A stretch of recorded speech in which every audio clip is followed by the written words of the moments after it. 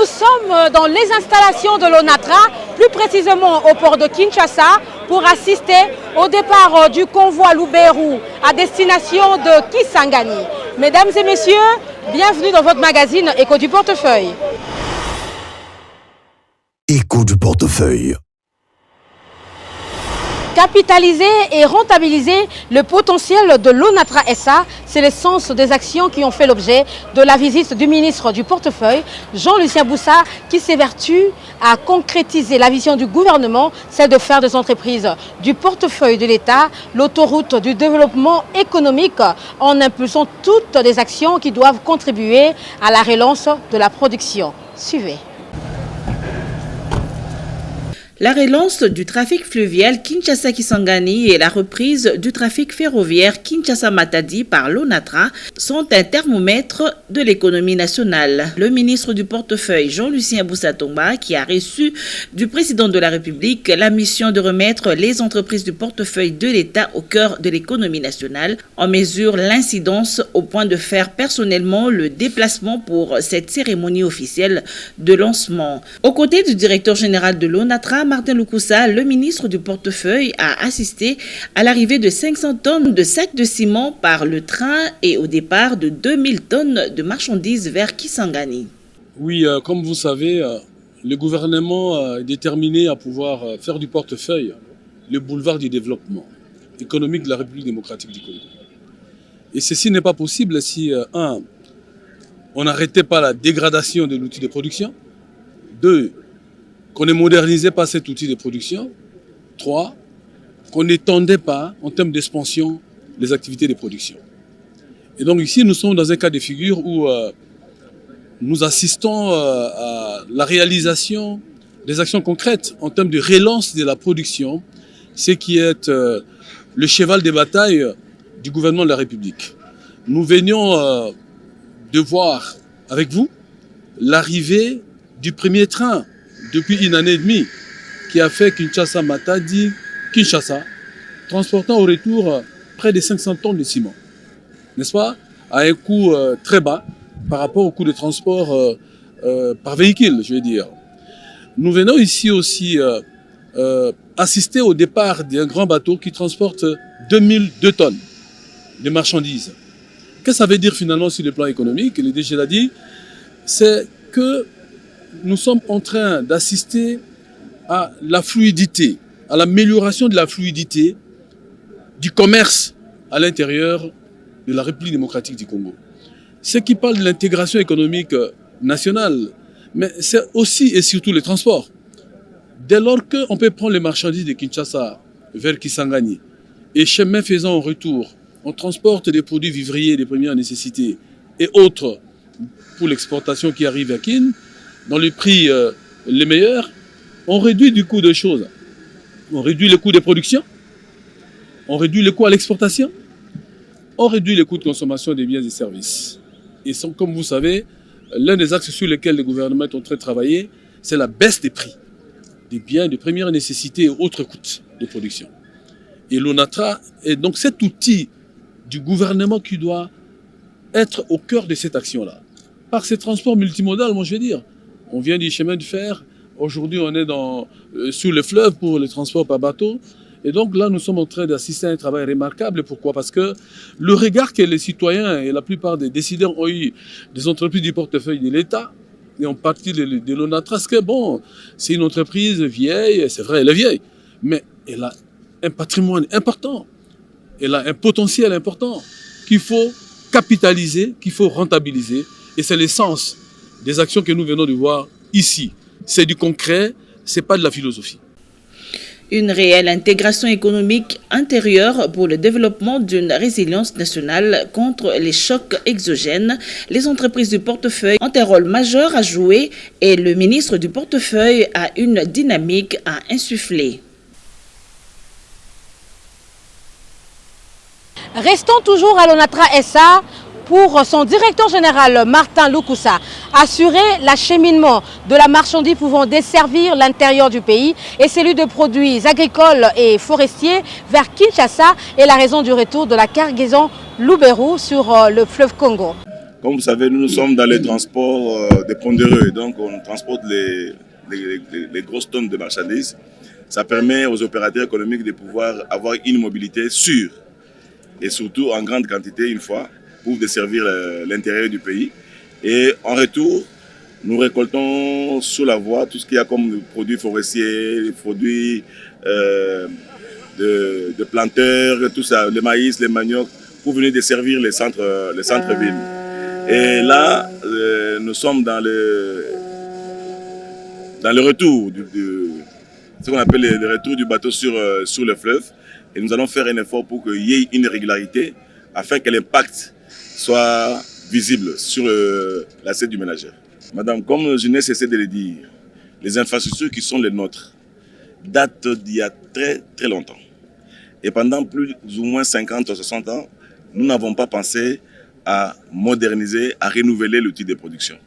Et là, avec la volonté qu'a le gouvernement de la République aujourd'hui, nous sommes en train progressivement d'améliorer les conditions d'exploitation, c'est-à-dire reconstruire des nouveaux quais. Vous avez vu, nous avons fait à Matadi, ici à Kinshasa, si vous avancez plus loin, vous allez voir qu'il y a des travaux. Nous sommes en train d'acheter des bateaux, en train de refaire les rails. Et tout ça, c'est du capital qui va permettre à ce que les conditions internes d'exploitation soient les bonnes et ça permettra effectivement la baisse des prix sur le marché. 453 millions de dollars américains, coût évalué pour la relance de l'AMIBA.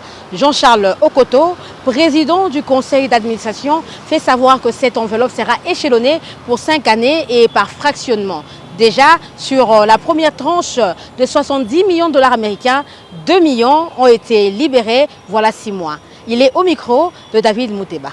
L'entretien que je viens d'avoir avec le ministre du portefeuille, c'est sur la restitution du forum qui venait d'avoir lieu à Bujimaï, où sur ces instructions, nous avons pu recevoir 60 Chinois, les entrepreneurs, les investisseurs, accompagnés de l'ambassadeur et 4 de ses collègues co-ministres. Donc c'est un forum qui a connu un succès formidable. Parce que, comme vous le savez, le Sankourou, le Grand Kasaï est au centre du pays et au centre de l'Afrique, mais enclavé. Nous ne faisons pas frontière à aucun pays étranger. Ce qui fait que l'enclavement a poussé le ministre de bien comprendre que parmi les provinces qui sont encore avancées, notamment le Grand Kasaï, c'est comme ça que nous avons organisé ce forum. Aujourd'hui, les répercussions du forum sont parties jusqu'en Chine, où le chef de l'État lui-même sera sur place. Donc, vous dire qu'aujourd'hui, les voies et moyens, les chemins, avant même d'obtenir la première tranche de notre relance de l'AMIBA, il fallait d'abord avoir une gestion préventive, savoir où orienter l'argent, quels sont les objectifs pour une fois que l'argent est débloqué et que les machines sont en marche pour obtenir les résultats escomptés. Donc, je réponds d'abord à la question pour la rencontre que je viens d'avoir avec le ministre. Et nous avons retrouvé une oreille très attentive. Et je crois que l'AMIBA, comme toutes les entreprises, sont très ravis de l'arrivée de notre ministre. Ça, il était temps qu'il arrive à ce moment-là. La première tranche, je crois que nous saluons d'abord le président de la République. Parce que la population du Grand Kasaï est très satisfaite. Maintenant, satisfaite pourquoi? Parce que le chef de l'État avait promis à son temps que le problème de la relance de l'AMIBA, c'est un problème personnel. Et aujourd'hui, le chef de l'État et son gouvernement viennent de réaliser la promesse. Et là, je crois que nous sommes tout à fait satisfaits. La première tranche, je crois que d'ici peu, ce qui est vrai est que la décision a été prise. Maintenant, c'est un processus. Ce n'est pas un clin d'œil qu'on peut avoir de 70 millions. Ce n'est pas fractionnement. Et là, c'est en fonction aussi du plan de la relance que nous avons donné. C'est la raison pour laquelle j'ai discuté avec le ministre du portefeuille. Il attend son collègue de ministre des Finances. Et à cela, je donnerai les instructions au niveau du comité de gestion pour qu'on voie comment il faut absolument gérer le fonds afin de pouvoir répondre à l'appel de la production. Aujourd'hui, le peu que nous avons eu pour la première tranche de 2 millions, ça date de peut-être 6 mois. Les machines sont en marche, nous sommes en pleine opération. Et je crois qu'en ajoutant de ce qu'on vient d'avoir, notre objectif, c'est de pouvoir produire 1 million de carats par jour. Parce que là, nous allons exploiter les alluvionnaires, nous allons exploiter également les kimberlites. Avec l'expérience de nos amis de Botswana, vous avez vu la grosse pierre que les Botswana ont peut-être tenue. Ils ont maintenant de nouvelles machines pour détecter ce genre de pierres. En collaboration avec le Boutchada, sur les recommandations du président de la République, nous allons travailler ensemble pour pouvoir développer l'AMEBA. Néanmoins, il y a aussi la demande, comme vous avez dit, les retombées même du forum. Aujourd'hui, nous avons des partenaires qui ne savaient pas que le Grand Kasaï enveloppe le nickel-chrome, enveloppe l'or, enveloppe le cuivre, malachite, presque tous les minerais que nous avons au Katanga. Et notre souci, le conseil d'administration, que Bujimaï soit comme Lualaba, Dobin et les autres provinces voisines. Abonnez-vous massivement à Gombo News. Est relative au profit du mandataire public. Jean-Lucien Boussa s'est attardé sur le casting assorti de la méritocratie avant tout recrutement. Suivez le ministre Jean-Lucien Boussa dans cette interview, extrait choisi par Coco Ngobé. La politique elle porte le chef de l'État aujourd'hui par rapport à la place des entreprises, du portefeuille de l'État dans l'économie est telle que nous sommes en train justement de mettre en place des mécanismes qui permettent à ces entreprises de décoller. Je vous rappelle qu'il y a quelque temps, le gouvernement a adopté 2 dossiers. Le premier, c'est celui des préférences commerciales entre les entreprises publiques et services publics de l'État. Exemple, nous avons le Caisse des monnaies qui a une expertise, mais aussi des outils qui permettent de produire des imprimés de valeur. Pourquoi vous allez les chercher ailleurs?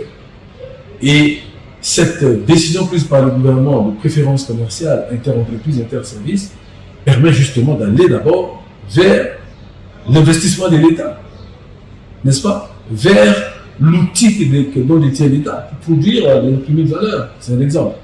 L'assurance. L'État est une société d'assurance. Mais attendez, vous êtes entreprise du portefeuille de l'État, vous allez vous assurer ailleurs. Ah non, je vous engage à aller vers la SONAS. Mais il faut que la SONAS améliore la qualité de ses prestations, tout simplement. Donc voilà, deuxième décision prise par le gouvernement, c'est celui du déshonnêtement des entreprises du portefeuille de l'État. Vous avez l'État qui doit aux entreprises, les entreprises qui doivent à l'État. Comment ne pas faire un paiement croisé pour simplement annuler certaines dettes et alléger la trésorerie des entreprises? C'est aussi des décisions qu'on a prises. Autre mesure que nous avons prise ici, mais ça, vous l'avez vu dans les médias, la signature des contrats mandats. On a contracté, les mandataires ont contracté avec l'autorité de tutelle représentant de l'État pour dire que la gestion doit se faire dans telle direction. Si on va dans l'autre direction, ça ne marche pas du tout. Vous voyez ce que je veux dire? Donc, je crois qu'on est en train de mettre en place des mécanismes qui permettent finalement d'améliorer la gestion de ces entreprises. Et nous permet finalement de pouvoir nous retrouver sur 4 éléments. Un mandataire public doit avoir le savoir. Et le savoir, c'est défini par un niveau de formation élevé, un niveau de formation supérieur. On peut dire un docteur, celui qui a un diplôme d'études approfondies, un master, un licencié, un gradué, etc. Ce sont des personnes qui ont la présomption de savoir. Deuxième critère, deuxième critère, c'est le savoir-faire. Vous avez le savoir, mais vous devez avoir le savoir-faire. Le savoir-faire, son contenu se trouve être une expérience professionnelle ou une expertise aiguisée dans un domaine précis. Et nous avons dit, pour être mandataire public, il faut avoir assumé les fonctions de direction dans une entreprise, n'est-ce pas, donnée, ou des fonctions similaires dans un autre organisme. Et donc, nous avons aussi dit que le mandataire doit être recruté parmi les personnes qui maîtrisent la filière. Je parle de la régie des eaux, de l'électricité, de la gécamine, de l'ONATRA par exemple. Vous n'allez pas penser que celui qui n'a pas été, qui n'est pas ingénieur, ou qui a un profil d'ingénieur, ou d'un bon économiste, ou ceci, puisse, d'entrée de jeu, porter les meilleurs résultats. Mais aussi, il est démontré que des personnes qui ont des compétences transférables, quelqu'un qui a été PDG d'une entreprise, mais qui a excellé. Le portefeuille. Ainsi prend fin le magazine Écho du portefeuille. On se retrouve très prochainement. Au revoir.